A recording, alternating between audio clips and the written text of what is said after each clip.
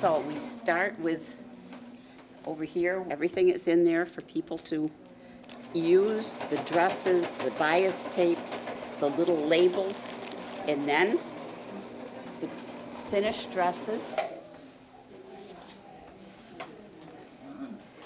have this little label on, and they found that little girls wearing these labels were less likely to be part of the trafficking because they knew someone was watching these little girls. So we have sent many, many boxes to Africa to our Mandela scholars. They have gone with Leslie and Doug Dorr with their daughter to Roatan in Honduras. And they've also gone to Cambodia. Haiti. Yes, and then they've gone to Kentucky. Maine. To Maine. Northern Maine, yes. Indian Reservation in New York. On Long Island. Just yesterday, we got an email from the librarian in West Bridgewater who had received some contact information from a woman in what state? Connecticut. And she has a friend in Poland who would love to have 300 dresses because she's going to put them aside until spring weather, because right now it's too cold. She's going to put them aside, and these little refugee girls from Ukraine will receive a beautiful spring dress. And we put panties in the pockets, Jeff. So that's what we're putting together now.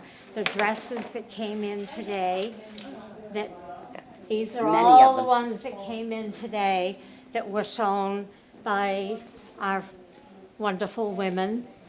And we're sorting them out and measuring them so that we can mark the sizes. And as you can see, they go down the line.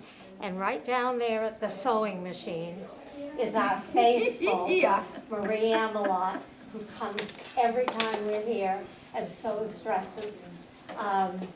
And a couple of the women already came and left, but they brought these, and then they turn around and they pick up some of those packets that Gloria told you about, and they bring them home, and they sew the dresses, and then the next time we're in here, they come along and bring them back. For 3 years, we had funding from Bridgewater State University with their community partnerships, but that was ended this year. So Evelyn put out a plea because our biggest expense is our shipping. It's very, very expensive to send these out. And many of our Mandela scholars are the ones that in Africa, have received these. So when she put out the call, it was unbelievable, just thanks to all the businesses and individuals, large and small donations, which will keep us going for a while, because we'll be able to be shipping now, and we also purchased the panties, and we don't have any here today, but one of the women makes little shorts, cargo shorts, and we purchased T-shirts to go with them because Evelyn looked at the pictures and saw the little boys' faces and who looked so in despair because the little girls were getting these lovely dresses and little boys were getting nothing. So the boys will get some And you shorts wouldn't as well. wash your floor with what these little boys had on them, draped over their bodies. I know the purpose of Dress a Girl is to help girls in these countries like Africa, to have dignity and to be able to go to school and be pleased with what they have to wear. And that was the sole purpose of starting this. But I just couldn't leave out the boys. It costs us nothing to make these dresses. Every bit of fabric that you see here has been donated.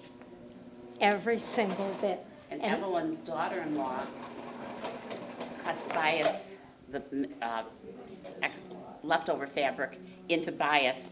And bias tape was very expensive to buy, but she's making it now, so we have bias tape that matches the dresses. So Nice. over the 3 years, that we've been doing this, we've learned how to do this. Yes.